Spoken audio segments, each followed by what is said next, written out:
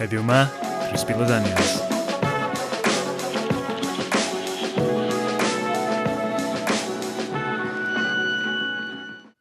Croeso i artisaniaid.com. Ie, heddiw yma dyn ni'n neud lasagnes. Dwi am sianelu fy unir Massimo Bottura i drio gael the crispy part of the lasagna.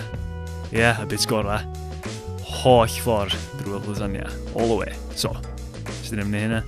Ricotta a bechamel, de. Competition. So, awe. Dechrau fo'n cheese lasagna fyma. So, ar hynna, dyn ni'n mynd i gael bechamel ar hanner nhw a ricotta ar hanner arall. Dyn ni wedyn ni'n mynd i sticio hynna yn y ffwrn wedyn i gael crispio fyny a cwcio ar ben ei hunan, heb mince, efo haen dew iawn o mozzarella ar ben leia hanner nhw, jyst i gygweld de. So, dechrau off, oil ar y pasta sheets. Mae hyn jyst i gygwarad o'r myth bod angen oil yn y dŵr. Does ddim angen jyst oil ar y pasta. Mae'n ni wan efo'n fake burners, yn ei roed yr lasagna sheets yn y dŵr gynta i iddyn nhw cael soffnio fyny cyn popi.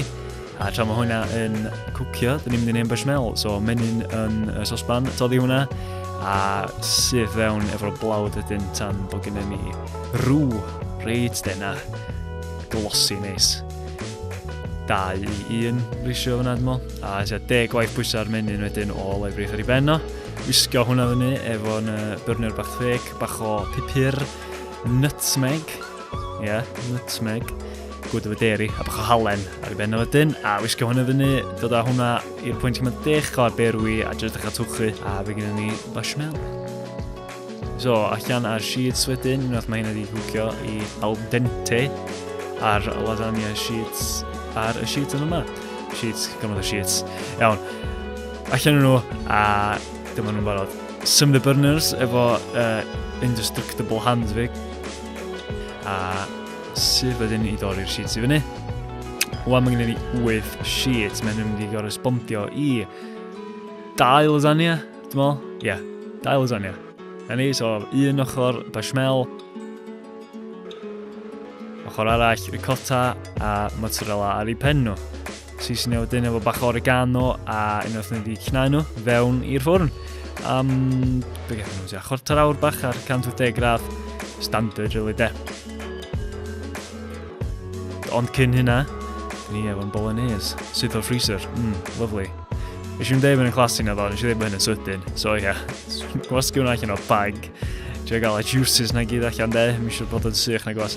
A cynnesu fo yn y microdon, a tra mae hwnna'n cynnesu lwcus i ni, mae'n lasagna sheets ni yn barod. Ia, na chi, wedi crispio fyny yn lyflu, diddorol yr olwg, bach o grecs ar y ricotta, ond, ta waith mae'n ni dwldio'n lasagna wan. So, sheet ar ôl sheet, bolognese ar ei ben o wedyn, cynnos gwrs, a barod am y sheet nesaf de. A jyst dal i bildio fyny fel la, jyst stocio nhw un ar ôl llall a bildio'n lasagna on the fly de. Digon o parmesan wedyn ar top hwnna i orffan off. A na ni, 2 lasagna wedi cael ei wneud to call. So, i anoleiddio hein o'n bach o werthusiad, dyn ni am gael des bach, obviously. Chysio rhannu? Na? Oce, na i jyst yn rhoi gyd ta. Paid y poeni.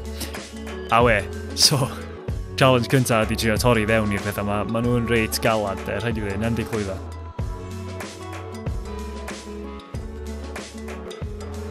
Maen nhw'n blasu neis.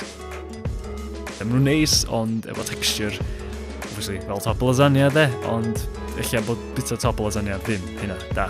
So, werthusiad o'r diwad. I fi, o'n i yn mwynhau y ricotta, ond o'n i'n teimlo fel bod yn weird, bach yn greini. Lle oedd bechamel mwy homogeneous a o blas y sauce yn lot gwell. Ond efo ricotta, ti'n cael blas, efo bechamel, ti'n cael flexibility, flavour yn y sauce. Ond o ran crispiness, yn ddau weithio'n rhaid da, so dim os beth yn iwsio. Success eich e? Ebo, mae ffaith bod yn impossible torri nhw. Ond, geith yn dwi efo artisaniaid.com. Diolch am watchad a welwch chi tro nesaf.